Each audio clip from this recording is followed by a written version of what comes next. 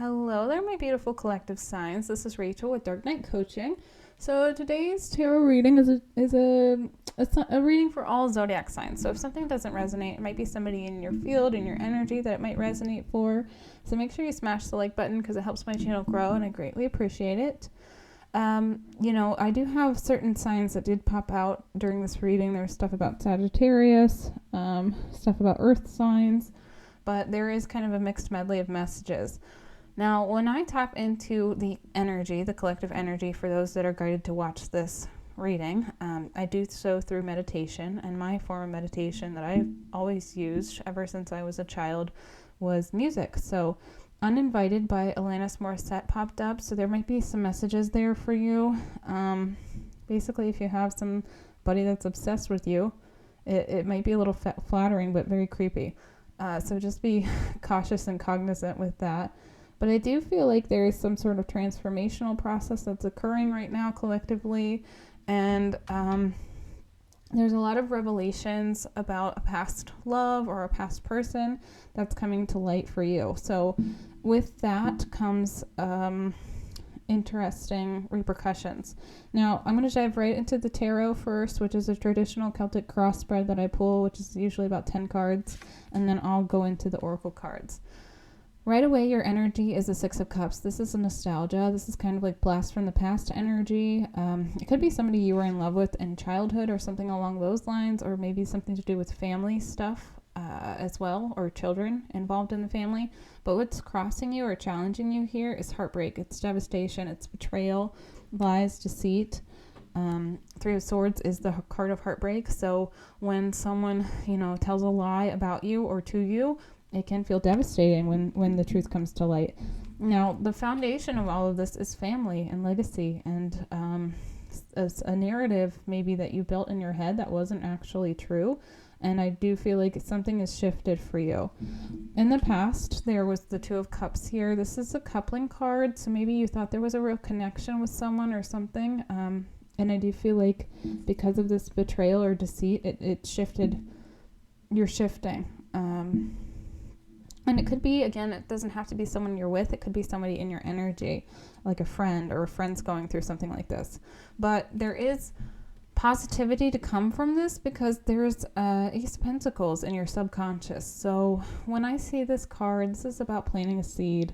So you might want to check out the lunar cycle calendar because there's some seeds being planted here that are going to grow something tangible for you. This is new moons are about planting seeds and full moons are about harvesting whatever it is that you've planted, and that doesn't have to be like a tangible thing all the time. It can be like a mindset, it can be a lifestyle pattern or habit, or breaking old tendencies that we used to just fall into without ever really understanding why.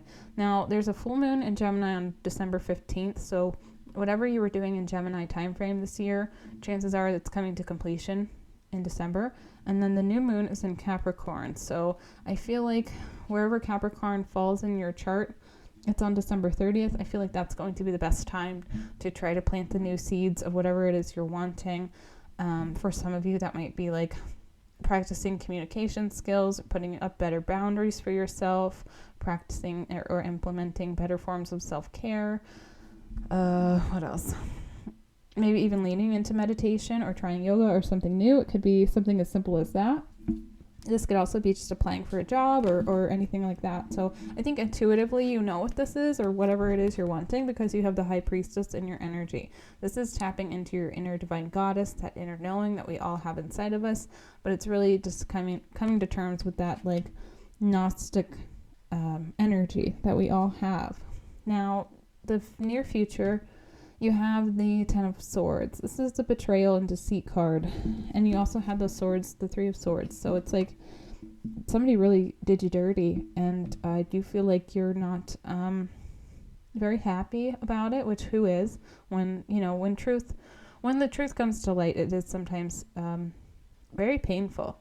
And the only way we can usually grieve properly, at least for me, is when I can come from a place of understanding why someone did something, or what they thought was going to happen with the situation. And when I can understand where a person comes from, that's where I can find forgiveness. Maybe not necessarily for them, but for myself. So when I can understand,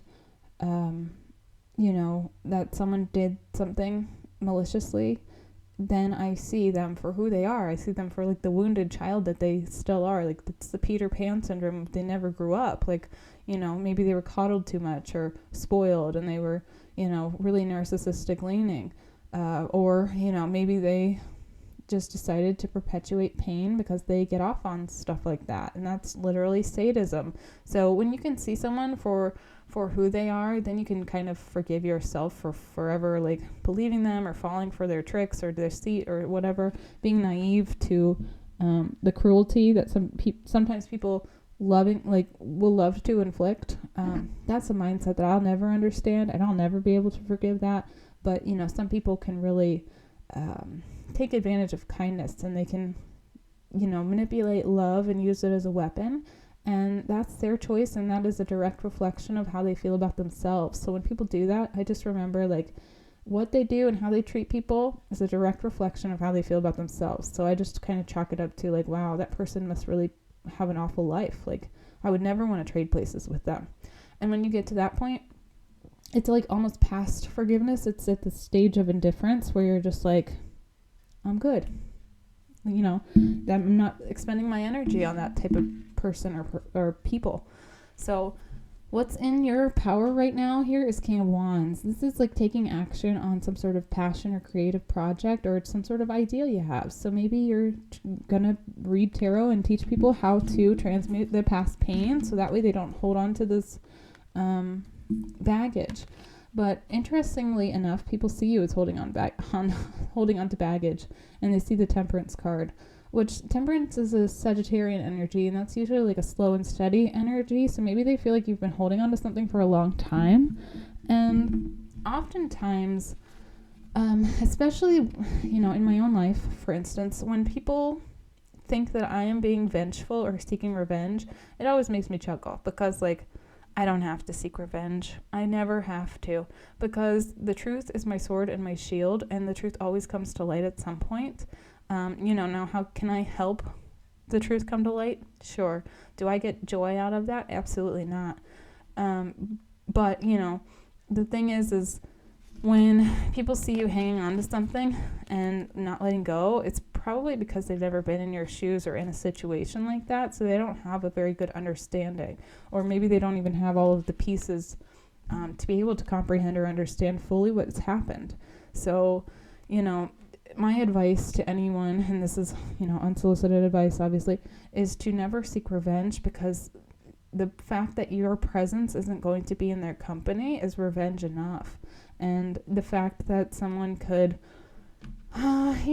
purposely or unintentionally betray or deceive you is just a reflection of how they feel about themselves. Now, in your hopes and fears section, you have the Knight of Pentacles. There is the slow-moving offer, and that might involve this Ace of Pentacles. So maybe the seeds that you're planting are just kind of slow growing. And I do feel like there is progress that's being made. It's just slow and steady, and this is not a fast energy at all. Now, the potential outcome here is the Fool.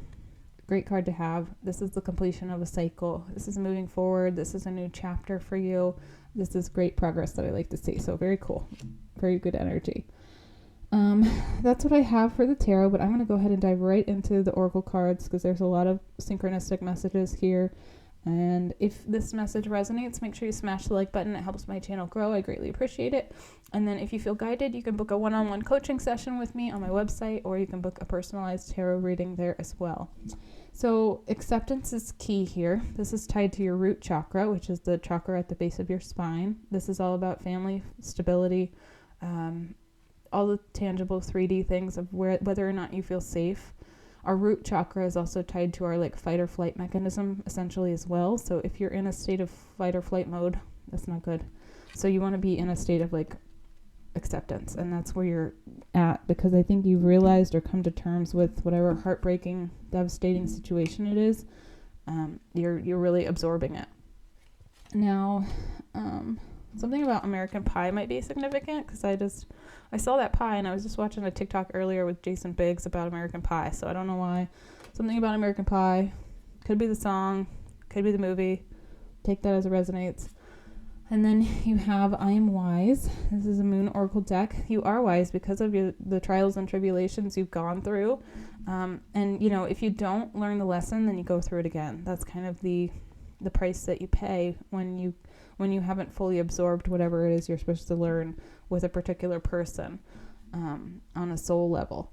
So the next card I have is another Sagittarian energy. So the Temperance card here with Archangel Michael is Sagittarius, and then the Sagittarius card again. So that might be just an energy that you're dealing with. I'm a Sagittarius, so I have Sagittarius sun.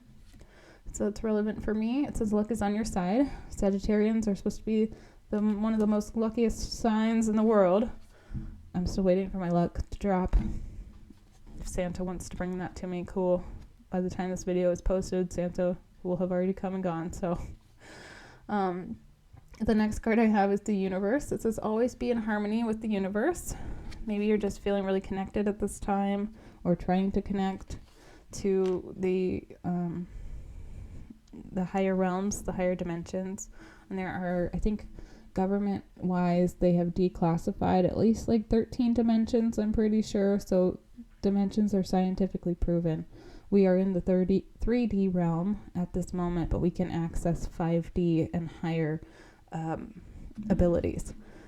So let's see. You also have the mask and the village. I thought that was very strange.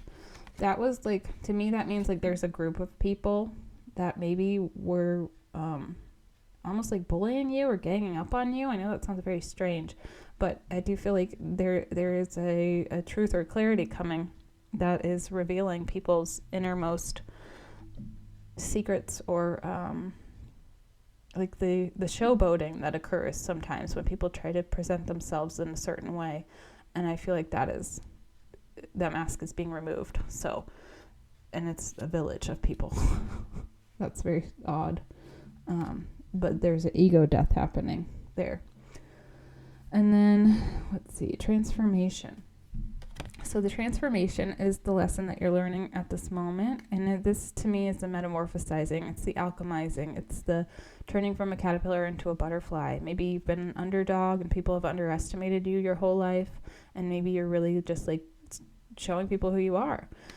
This one says you use the power of love to move through illusions and shift into awareness. So I still feel like you're very loving and open despite all the hardships and the heartache and the betrayals. And that's a great place to be, because it's like you're not letting people shift you or change you, because you know what they do and how they react and respond is a direct reflection of themselves. So the next card I have is about your third eye. It says act. It says don't get stuck on the shoulds and the coulds. See how you can do what you want. Use your intuition and a hearty dose of common sense to guide you, and follow a hunch that keeps niggling you. You know, pay attention to your dreams. Pay attention to your subconscious tics that we don't even usually realize half the time.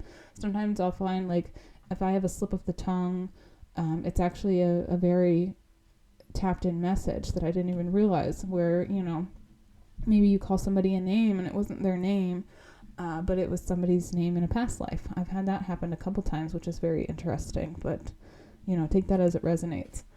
Now, you have the Oracle card, Time for a Nap, number 24. I feel like this is kind of letting go some sort of bad habit, just putting something to rest, or just letting things lie as they are and not having to do anything, because you have another card that's about stilling as well. So something about just being calm and zen is going to be important, because even that third eye intuition card was kind of just like chill, just like let things unfold, and there's nothing else you have to do. You just kind of have to sit and watch and wait a little bit for a while. So use discernment there. But this one says, number 52, hold yourself still as in meditation. Don't seek to grasp yourself by hunting down your every thought. You don't need to resonate with anyone, even if you feel as though you ought to. Be sensitive to their presence and their needs. It's no mistake to exclude all these things and be quiet within yourself. What if there were nothing you had to do now, and what if there were nowhere else you had to be? So try to maybe tap into meditative techniques. If you have a hard time just being zen and doing nothing, I like to listen to binaural beats, solfeggio frequencies, Wim Hof, Reiki. Those things are kind of great forms of meditation. Some people I know like to drive in the car. That gets them in that gamma brainwave frequency state. It's just a very zen spot for them, and they can zone out. But yeah, that's all I have for you. Hopefully this video helped, and if it did, please smash the like button, and I will see you next time.